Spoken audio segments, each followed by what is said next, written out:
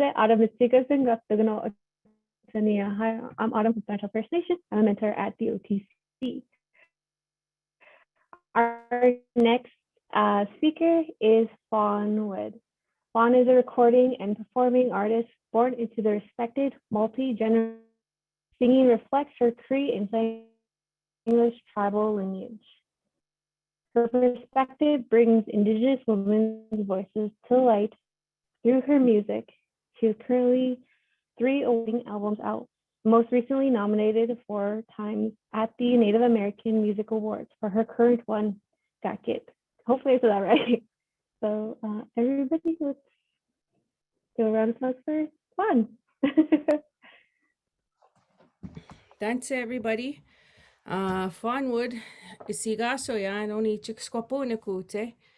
Nimiwete ne pikskoyan ne hewe nuts.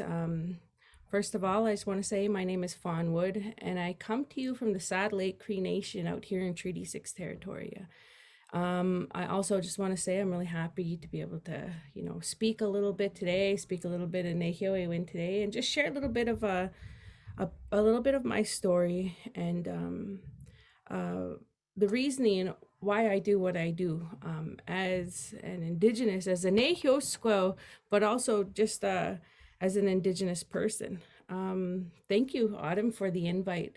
I actually, for those who may not be familiar with what it is that I do, is I am a recording and performing, singing artist as well. And I like to mention that first because it is because of music and that connected me to a whole Nehio Mamtunetsaga and a whole Cree way of thinking, an Indigenous way of thinking, and it led me to other things. I've been recording music now for, I want to say a good maybe 15 years. 15 years I've been recording music. It was something that I was exposed to from a really, really young age. And I never realized how vital it was going to play in my life and the things that it was going to do for me. Actually, it was through music that I'm going to be joined here by somebody too right away. It was through music that I found my passion for language, that I found a whole different worldview on what it was, not just to be as an Indigenous person, but as a Cree person. I grew up out here in Treaty 6 territory, out here in Saddle Lake. I'm not in Saddle Lake right now, though. I'm actually in St. Paul. I live in town now. But, it's been quite a beautiful journey. And it all started with one saying that my dad, my Nutawi, had said to me.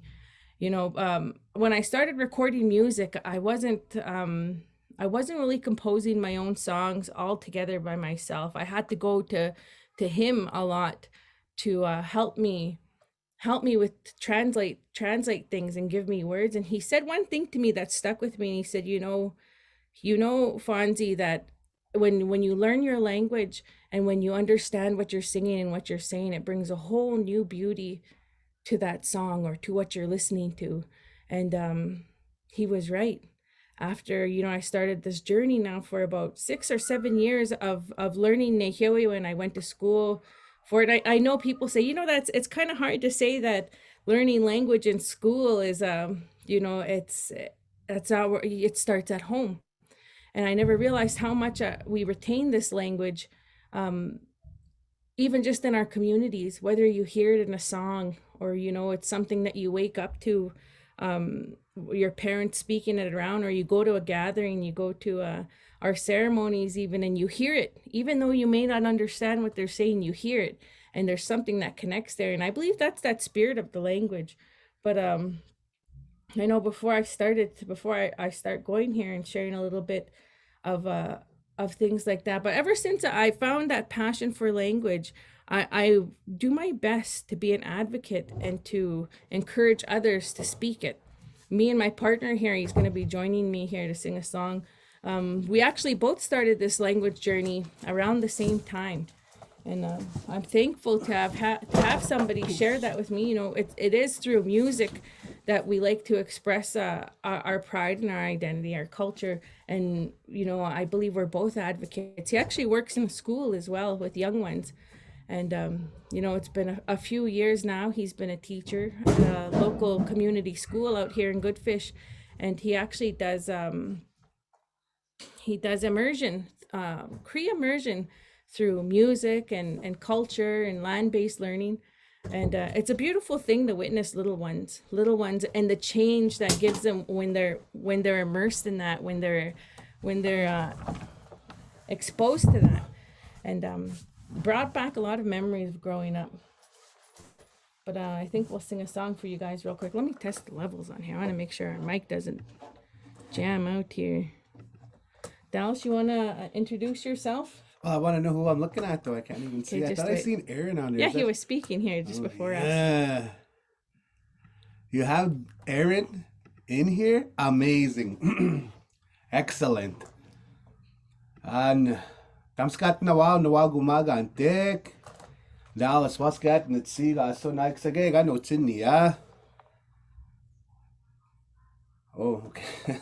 I was just kind of reading that. Okay. Yeah. Nigan ni stana nasko mo na mamotawi mga semi na kutaki sagaw. Nasko no kakyo aino. So I just want to thank everybody, and I'm just happy to be here with my Nuigi Magan and just to talk and share and hear the language. So hello to all my friends and relatives, and to all my relatives, you guys can all e-transfer me $5. But yeah, speaking of the topic I wanted to share was storytelling through music and culture. I believe music, our own music in our communities and within our people, it holds a really beautiful legacy. You hear old songs, you hear old stories, you hear teachings in our songs. And even nowadays with the modern day composers that we have throughout our communities, you start to hear stories of what they experience today. And I think just having them connected to that and composing these songs and still sharing these songs and reaching younger audiences with these songs is an awesome thing to see, because you walk into our gatherings or anywhere, you see a lot of young people who are there to hear the songs or they're enjoying this, and they watch our singers. And I think it's plays quite an important role, knowing and witnessing how it's affecting the next generation like that. I think sorry guys, we have 3 kids with us here, so he takes off going to watch them.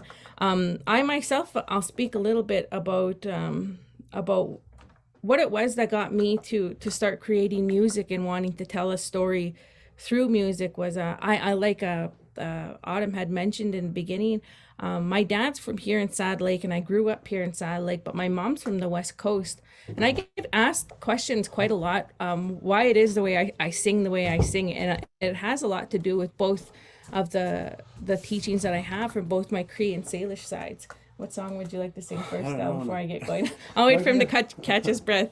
And, my mom comes from a really matriarchal community kind of foundation on the West Coast there with the Salish people. And, I know I grew up over here, so I was taught a lot about our roles as females in all different aspects and platforms too. And, when I started singing and I started kind of sharing it, I found that empowerment through music. I found how it affected the way I felt, and even how when that old teaching, when you put an intention behind a song or behind what you do, behind whatever you create, other people feel that. That's why they say you always got to try to do things with a good mind. And because other people feel that. And it can be music. Music does bring healing. It does bring that feeling. There's a spirit to music that affect people. And I think the way you portray it, or whoever it is sharing, when you portray it, you could feel the meaning and the feeling and then the intention behind that music.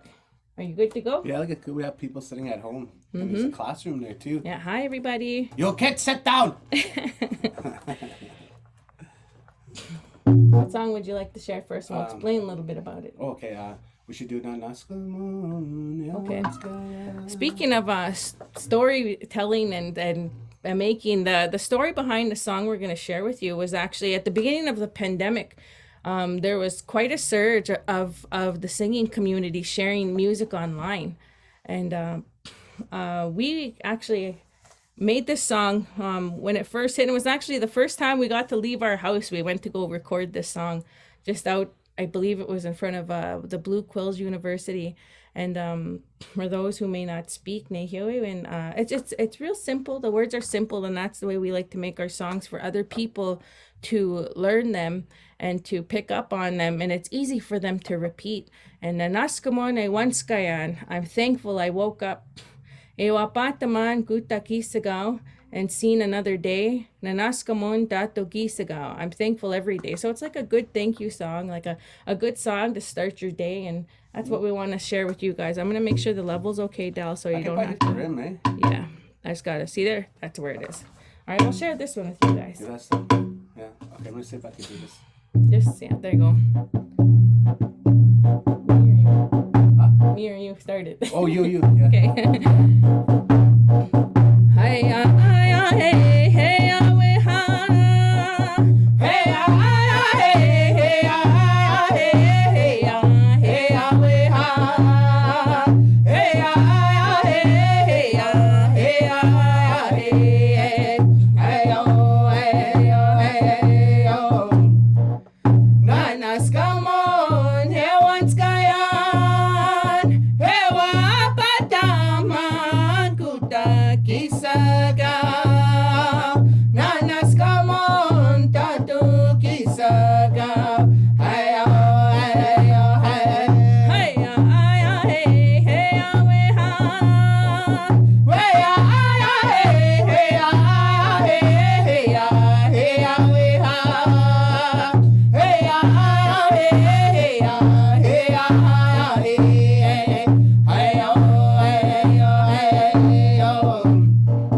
Nanas, come on, once kayan. Hewa pataman kuta kisaga. Nanas, come on, tatu kisaga. Hey, we ha.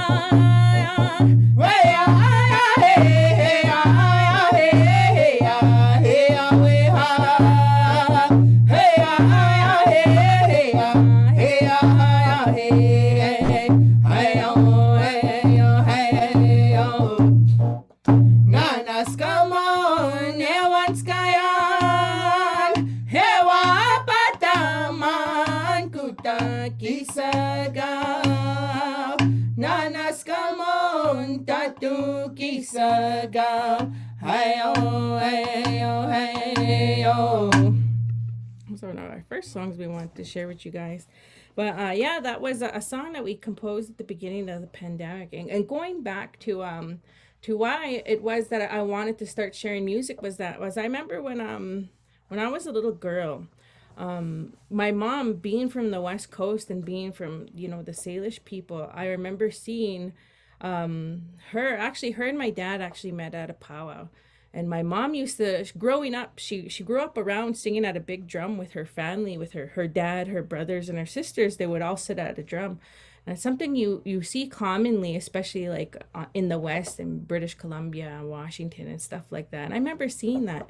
And, I had both parents to guide me and teach me different teachings. And I used to, and one thing I was always really thankful for was that when I found how music was exposed to me and how I wanted to start sharing music, they always encouraged me.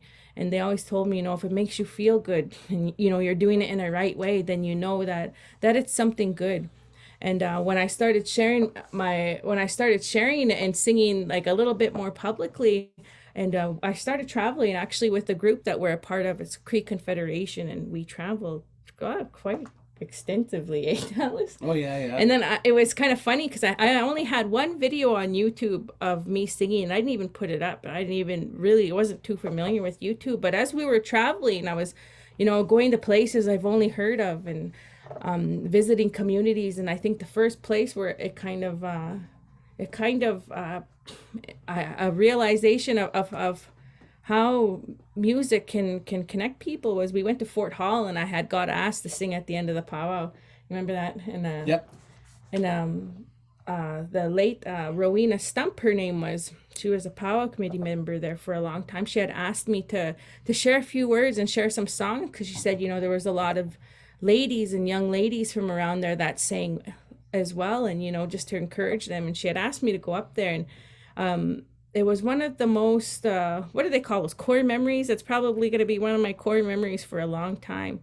But even throughout my travels, I'd always get asked, and I wasn't one person to really speak or share anything like that. I was a pretty shy person growing up, and I'd always get asked to share some encouraging words with people, and especially our females in our community.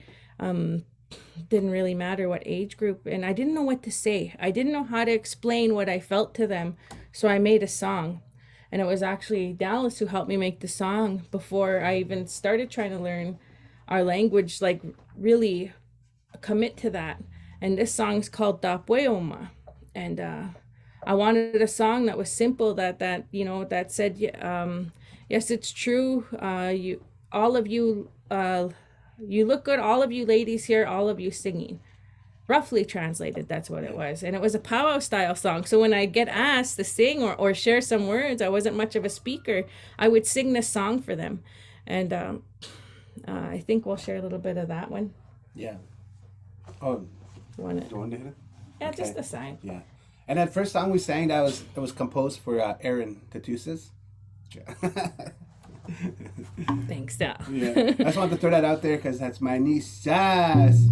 All right. So okay. This one's Da Pueoma. And I never, even to this day, when I do get that chance to visit people, or even if it's virtually, and this is a song I like to share, because it was one of the very first songs I ever composed. And I think that when you listen to different people or these different teachings or songs that have been in families for a long time, you could hear how it evolves, or how an artist or a singer or whoever who made it, they evolve over time. And this was my very first song. Yeah. Hey, way, hey, hey, way, hey, hey, hey, hey, way, hey, hey, da pueoma, get nice, get now, gan gamoye.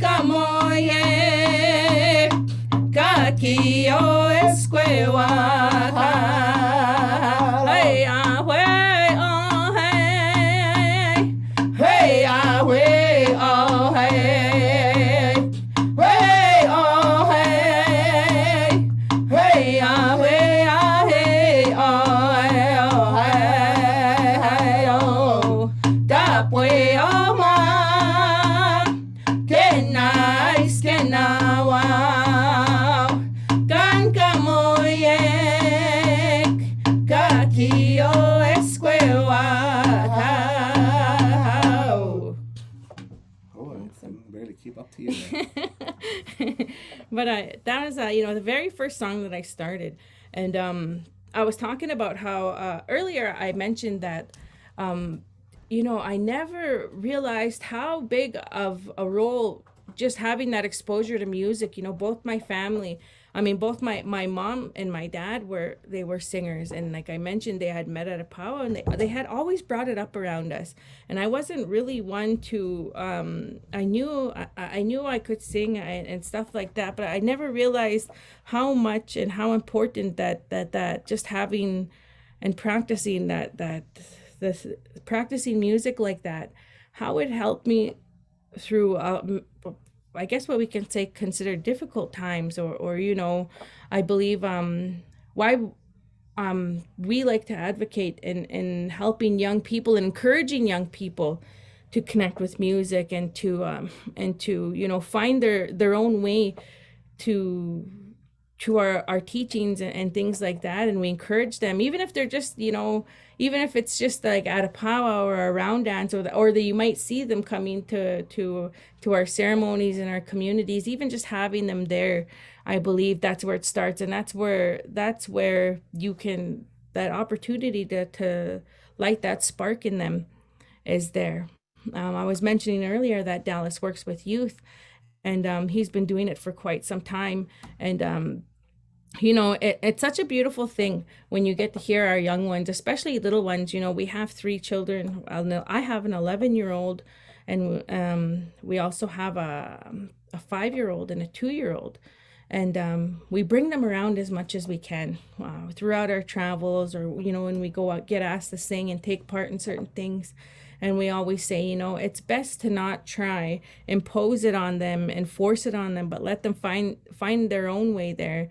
And we've noticed that, and we've got to witness that with our little guy now. Our little guy, our 5-year-old, he loves to sing, and not even just traditional music. He'll come and sing with us when he can, but he also loves other kind of music. And it goes to show how powerful a tool music is, because it's such a universal language. It doesn't matter what genre or anything like that is. Even within our Indigenous people, we have so many talented musicians, talented singers, composers, artists of all different genres. And it goes to show how powerful that spirit of music is within our communities. And I think that's such a beautiful thing to witness and to hear. I myself personally, I guess people ask me, well, what genre am I? And it's kind of hard to say, because I have big influence with both my mom and my dad's side, both the Cree and Coast Salish ways. And you can hear that in the music I have. And I think that itself tells the story of what it is I try share. And I really wanted to focus on giving a voice to Indigenous women, perspective of Indigenous women, because I believe that's what art is. It's all about perspective. It's all about what you hear, what you see, what you feel when you're in contact with that art. And when I was growing up, and I was a huge fan growing up in a house where my dad was also a radio host. We heard traditional music all day. We heard not just traditional music, but power music and round dance music. So that was a huge thing for me. And I remember thinking, like, all of these, you could tell all of these songs were composed by our male relatives, and I thought, wouldn't that be cool one day to hear a round dance song from a woman's perspective, from a female perspective. And I started creating songs like that. My very first album I came out with was called Esquewak.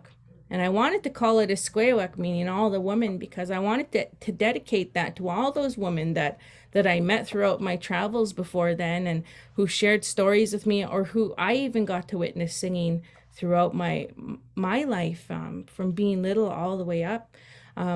My mom being one of those singers, my aunties, and even my cousins, and my grandma, who is she actually just turned 76 yesterday. My grandma on my mom's side, from British Columbia, she turned 76, and to this day she still has a drum that she sings with all her grandchildren and some of her great grandchildren and some of her own kids. They sing with her whenever she can over there. And my grandma, she's losing her sight, but she sure isn't losing anything else. She's still a really strong singer. And that's who raised my mom. And my mom was always there for me as well. But even growing up out here in Nahio country, it's such a beautiful thing to hear the teachings and the stories about, about like our what we call our backup singers. And that's something I had to learn over time as well. When I got asked to join my partner's group here, Cree Confederation. They were looking for a backup singer, and I didn't know anything about backup singing. And I was later taught a teaching about the word of what we call backup singers. O naskwa hamageawak. And it was through an elder over here in Treaty 6 named Mr. Kenny Rohn. He had shared with me in Dallas what the backup singer was about. And he said, she's why the ladies stand behind the men like that, and why they sing at a higher pitch. And, and it's almost like they're complimenting that, is she mimics the Ogisi Goiskwe, the angel woman. And that's what her voice mimics like that. And I thought that was a really beautiful teaching. And, even within our language and our music, you hear a bunch of different stories and teachings like that. And I think that's why I was so drawn to staying within this genre and singing like that. I also had a now, though, you see even within our own family, and it's evolving, and you see those teachings passed down, not even just through my own children, but my younger sister. I'm the oldest of my parents, but my younger sister, her name is Tia Wood, and she herself, her own exposure to that music started a whole other story for her. And she has, a gift not just for singing our traditional ways, but she also sings, she could sing more contemporary music, like R&B or even blues and jazz music. And, it's because of where we come from and where music took us. I grew up my whole life in Saddle Lake, and I remember, we had a really humble beginning. When I came from a really humble household, and I never would have thought that by embracing who I was and where I came from, and all of that teachings that my parents instilled in me, that I'd be able to travel and just express in a way that I loved, expressing by singing, expressing by utilizing that tool that came from our communities out here. And I think that was such a beautiful thing. And once I got that, I got the hang of that, and I got the hang of being invited to other places and talking to youth, and doing what I could to use words and music to empower them. I realized that what I wanted to do was come back to my own community and show the young people that go to the same schools that I went to, and that walk the same roads that I walked, that it was okay to be proud of where you came from. It's okay, and to also take pride in who we are as Indigenous people, as Cree people. And that was one thing that I really wanted to encourage. Also, I think that there is a lot of good doing when it comes to exposing people. And I think that we, like I was saying, our music is so universal. It doesn't matter how much exposure, whether you grew up in your community or not. Maybe you grew up in an urban setting. They call it blood memory. That genetic memory that we have, that's in our blood. That's what connects us to music. That's what connects us to teachings and hearing language and stuff like that. And you can see that when people connect with music. And I think that's a really beautiful thing. I was going to share another song with you guys. Actually, I'll share it a little bit right now. And I called this song Baksemoin, which meant hope. And the translation in this song, I'm talking about how hope is important, and it helps keep us healthy and strong. And I'll share a little bit with you guys now. Yeah.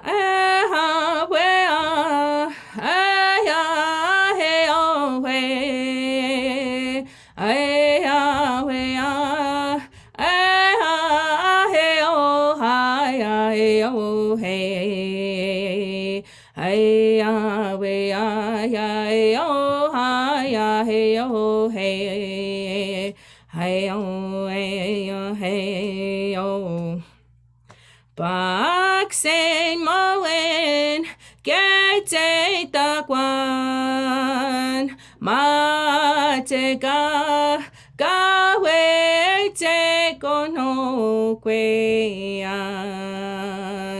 Gamam tone tamak e kwa kamio matsehoyak. Hey oh hey oh hey.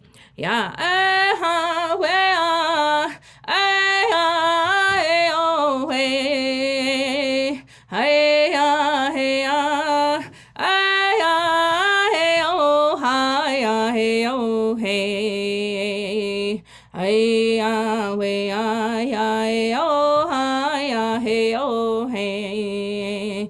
Hey oh hey oh hey oh.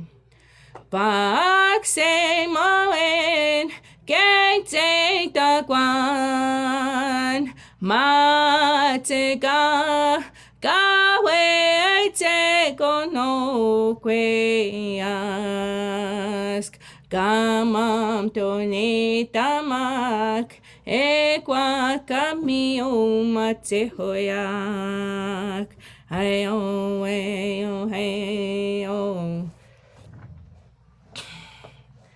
But I hope you guys enjoyed that one. I know I'm singing a lot today. I don't usually get to sing this much, so I'm happy for the opportunity.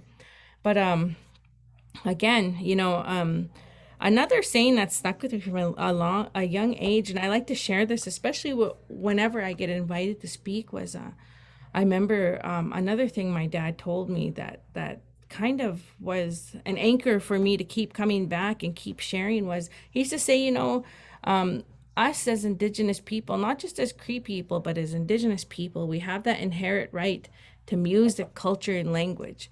And he said, it's up to us to keep that going. It's up to us to practice it so that those teachings and those stories and everything, those get passed down to the next generation, and they can do that as well.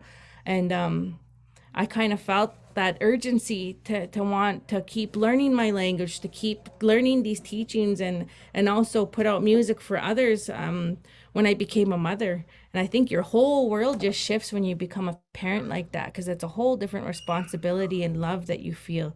And you only want the best for your children.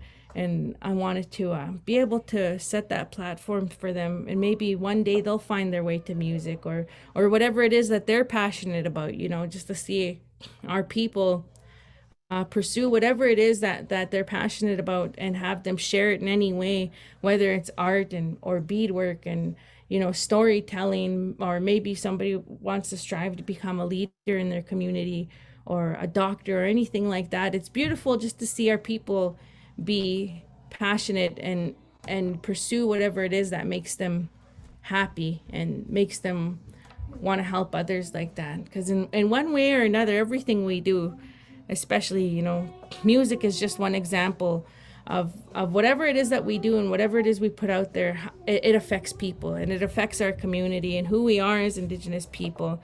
And I think that's why it's really important to go back to that teaching of intent when they say, you create something or express something. I mentioned that earlier, that you do it with a good mind, because people feel that. But I wanted to take some questions before I keep going there. I know I was just kind of talking around here. But if anybody has any questions, I'm more than open to answer any kind of questions about anything. I'm just going to close my door here. One of my little ones walked in. Hold on a second. There we go. But I'll wait for some questions. While I'm waiting, I'll just kind of share a little bit more too. I think why I was that connection to culture and to especially music was so strong in my household. Both of my parents were actually residential school survivors, so they both went, and that's somewhere where they both ended up losing their language as well. And I grew up in a house where my dad was speaking it, and it was something that he had to relearn after he got out of school there from a young age. And I actually studied the language at the very school where my dad went to lose it, and that was kind of the motivation under me to do my best at learning it. And I was really grateful to go to somewhere like where I went to Blue Quills. It's run by our people, and they instill a lot of the traditional teachings and stories that come with that Nehiwewen and Nehio Mamtu Neitzagan, that Cree way of thinking there. And that was one thing too that really drove me to want to keep sharing music as long as it was doing good for other people too. And I never would have thought that I'd be this far down making music like this. I never intended to start composing music, and it just kind of came one day. And I see how the story and the songs evolve as my journey evolved too. But let's see. Oh, I see some questions in the question box here. How do you connect to teachings if you don't have any elders around you? You know, I think my advice for that is there's always, I guess, a time and a place. Even if you don't have elders or those teachings around you right away, there's always a way where it's going to find you. You put that thought out there. I know that there will be a time and place. I know for our relatives that do live in the more urban areas, you know, you don't get to just go to a house and bring your stema, your tobacco, and have some tea with an elder and sit there. But I think it's good to even ask somebody who may know somebody who has access to, you know, an elder and teachings like that. Don't play with that, Ambrose. Don't play with that. If there anybody else has any other questions about anything, please let me know. Hold on a second. Okay, you gotta come on. Come on.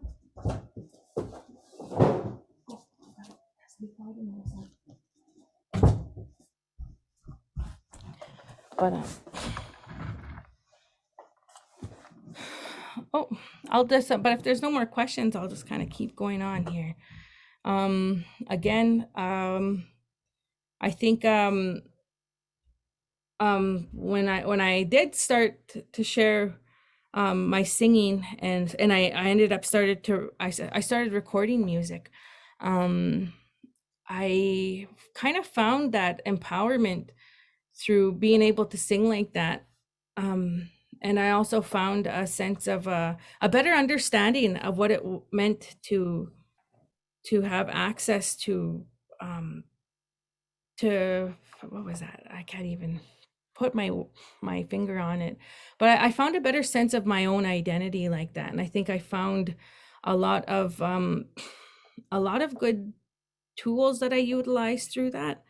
I ended up making 3 of my own albums, my own solo albums. And from that was about 15 years ago I started that. But you could hear, like I was talking about, you listen to, say if you listen to a powwow group, for instance, and you hear their albums going down, their older albums to their newer albums, and you hear that you hear a change in there. You do hear change. Maybe the sound's a little bit the same, but I think that music itself like that, it carries that story of whoever the group or the artist is. And I think you know, when we're creating something, we're always evolving with our art or with our expression like that. And I think my main goal, doing what I do, I really wanted to encourage not just our SCOAC, not just our women and our girls, but I wanted to encourage anybody who felt like they wanted to express their voice through music or anything like that. And I think it's really important to encourage everybody, you know, to do like what I mentioned earlier. Do whatever makes you feel good. Do whatever makes your, you know, nite feel happy. And it's good to encourage that. And you know, I myself, I never expected to have any kind of effect on people when I started creating music and making songs and doing what I do, and it turning into what I do today. And I think that was something that I didn't see, but I'm really thankful for that. You know, I'm thankful to hear, you know, young girls singing my songs or sharing my songs like that, because I remember what it was like to be at that age, and to know the struggles of what our youth go through today. And even if it's just for that moment when they're singing a song, or you know, when they want to belt it out like that, or grab a friend and sing like that, then you know, I think that's the medicine that I feel from doing things like that. I wanted to share another song. I'm not sure. Oh, it's 35 minutes there. I'll share another song with you guys though. But this another beautiful story behind this song. I was talking about my grandmother. She's like the matriarch of my mom's side of the family there, and she's 76. That she we called this song the grandmother song, and she actually gave me permission to record it, and she was going to be on there, and it's in the Statliam language. And for those who don't know where the Statliam people are located, they're located in the high mountains of British Columbia, in the interior part of British Columbia, and that's where my grandmother's from. It's a really isolated place. You have to drive 2 hours on a logging road to where my grandma was born. But it's like, you're surrounded by this beautiful energy of these huge cedar trees, and there's a big Lillooet River that goes right through their community. Anyways, this about the song. She made this song. I became really sick when I was I want to say about 7 or 8 years old. I got really sick, and I had kidney problems when I was and I was in a hospital for a couple of months. And my grandma, she actually, she went on a fast, and during her fast, this was one of the songs that came to her. And, it's throughout our communities in British Columbia, my grandma has been asked to share that song.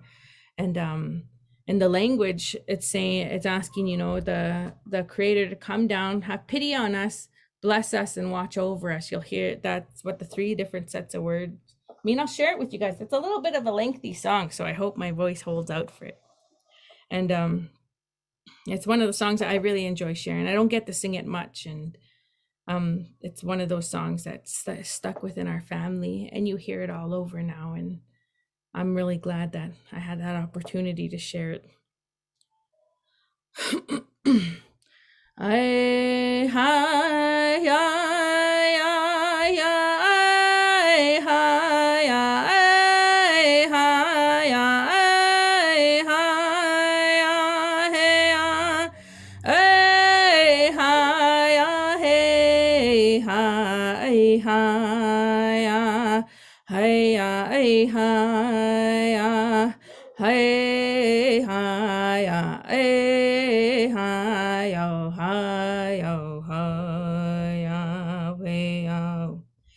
Mumitstumska hokakukpi Mumitstumska hokakukpi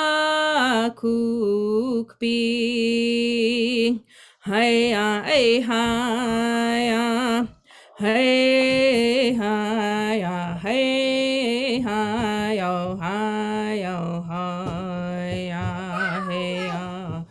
Dakumskau,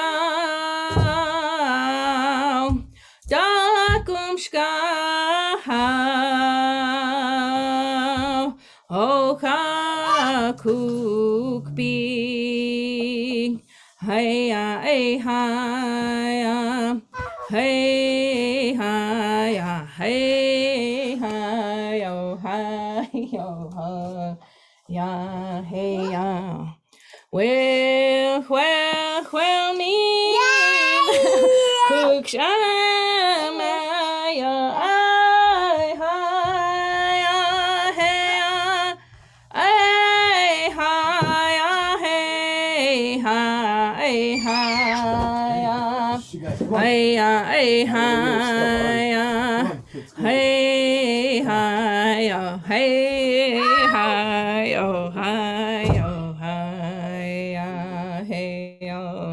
a little special guest there for a couple of minutes. That was my daughter, Ava. They're real drawn to that too. Hey, you notice that, especially with our young ones, they're really drawn to music. And I think even when I was talking about it, I've been on a language journey for 7 years now. And I think one of the best tools for ourselves, it doesn't matter what age you are, or even, your fluency level, one of the best ways to learn language is through music because of the rhythm. And we notice that when we get to do workshops with young people as well, when teaching the music. And I just seen a question there. It said, do you have any tips on how to start teaching young children traditional songs like an early childhood setting, pre-kindergarten, kindergarten, or home? where can someone go find resources for children? You know, a lot of the work that even my partner does with the young people is he'll sing songs like the morning song. I'm sure everybody has heard of the morning song. Even you know, we have tools to utilize today like YouTube, and there's so many good, awesome, simple songs that we can show little kids, and it's just repetition. Should be having them exposed to it, listen to it, and then, you know, sitting them down and having them sing. Like my son here, he's 5 years old. Usually he likes to sing, but when he sees that there's a camera on, he gets really shy. It's good to start with things like that, you know. um I really believe that music is really the main factor in what taught me language and what helped me retain it better. And my sons, yeah, there's always something happening in our house here. I say, you know, just having them exposed to that, whether you're playing it when they're doing activities, or, you know, when you're at home cleaning up, having them listen to that, something, you know, something they're drawn, there's something about the music that they're drawn to. And there's so many even um kid friendly songs and albums out there that you can enjoy. I know, even if you're just want to teach them kind of the rhythm of power music or traditional music with maybe things that they understand like English, that is a good way to start, because then you can integrate that language into their later. But there's like, you know, they have like SpongeBob powwow songs, they have, you know, Disneyland powwow songs, and simple things like that where it's just about repetitiveness. And I think that's something that we like to practice when we get to work with young people. Shirley Cardinal had a question earlier. She just said, you shared about your language learning. What encouragement can you give to other language learners? Awesome. Oh, you know, I love answering this because I think one of the main things that we always talk about, especially me in Dallas, is we always talk about feeling discouraged. And, you know, we're always afraid. You know, humor and laughter is such a big part of who we are as Indigenous people that, you know, we like to poke fun or whatever, anything like that. But don't feel discouraged. I think by going through making mistakes when you pronounce things or when you get corrected by somebody, don't feel discouraged by that, because, you know, it really does take practice to make perfect. And I always said that even at home, I remember an elder telling me, she said, you know, you're going to have to say a word for about 200 to 400 times to own that word. So by utilizing a word or a phrase as much as you can throughout the day, even if you're just by yourself at home or you're at work or going for a drive, practice saying that word as much as you can. And again, I think making those mistakes is part of the process. I really say that, you know, take a word or two a day or something that you're drawn to, whether it's a musical words or weather terms, or, you know, maybe you want to learn how to pray in the language. Have somebody show you a little bit and practice that until you become confident enough speaking it. Do you have any resources to teach for beginners? Is that if it's language terms, or I mean language resources, or like singing resources? Let's see, do you have any actually, you know what, I think a really good resource is you know, a lot of things are because we're, you know, we live in a time when social media is kind of our main way to connect with people, you know, due to this pandemic. You know, if you are scrolling, almost every social media platform has some amazing people who are sharing teachings, language, and music on there.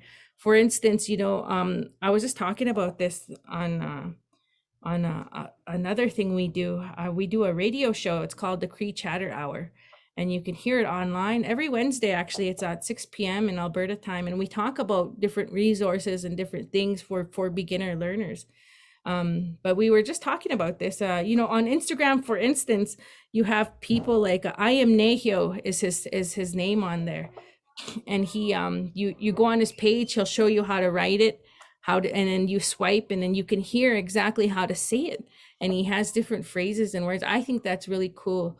And, you know, TikTok is something now a lot of people are picking up on since this pandemic hit. And you even see lots of singing and language resources on there. And it's something that, our youth especially are on all day. To have them even just come across a language video like that is cool, because you'll have people doing Cree word of the day, or repeat after me. There's a really awesome fellow student I used to go to school with. Her name was Julia Aulette, and she actually does a repeat after me, where she'll do different terms or weather terms, or any kind of words. Every day it's kind of something different.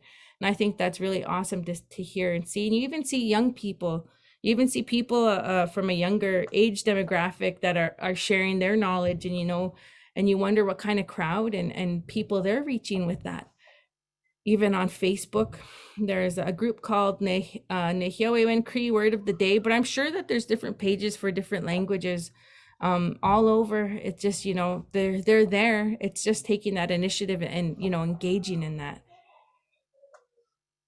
Let's see. I see. Does your group still perform at powwows in Saddle Lake and Onion Lake area? Yeah, actually, we're actually from this area. And, this past summer, we got to go to Onion Lake, and Saddle Lake didn't get to have a powwow, but we're hoping this summer again, we get to travel around and visit different communities like that. Is there any other in Saskatchewan? I have a store by resources. Oh, there you go. Somebody said in Saskatoon, there's the SCICC, Saskatchewan Indigenous Cultural Center. They have a store to buy resources. I also seen that, for teachers or anybody who's wanting to learn, I know that Onion Lake, I got to visit their immersion school there, and they actually produce and even, I believe, print their own resources out there for different schools and all different age groups. I had a chance to go visit their whole immersion school that's funded by their community there. And you go from every grade, right from preschool, I believe it was up to grade 5, where it's full immersion. Your whole school day is all in Nehioewen, and it's real beautiful because you see little tiny ones who can speak and understand the language, because that's all their instructors speak there.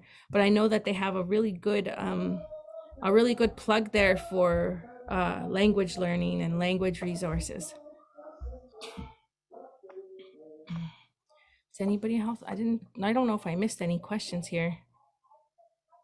Oh yeah, see, somebody else shared some more different resources there. But again, I think before I go, I'll share another song with you guys. And if there is any other questions you guys have for me, I just want to say that, it's always a huge honor and a huge privilege to be asked to come and speak amongst people. And I'm really thankful for that. And, even if there was one or two things that you took from today, then I know that I did my job. So I hope you guys enjoyed it today, and I'm glad I got to share a little bit of what I do and kind of my journey with storytelling through music and language and culture. I could literally talk all day about that, but I'm really glad that I was able to share a little bit of insight on what it is that I do. And I hope that in some way, shape or form, that it helps you guys. And I'm glad to have just been able to share a little bit of my story. But with that, I think I'll sing one more song for you guys. I'm just gonna close this door real quick.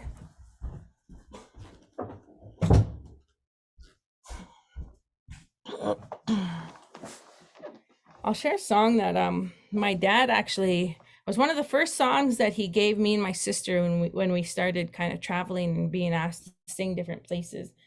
And I remember asking him about this song, and it's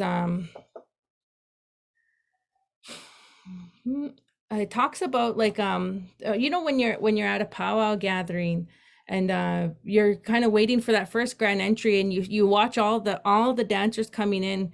And he said, in this song, we're saying, once again, we come to give thanks. Once again, it talks about giving thanks to the Creator as we come dancing into the powwow arbor.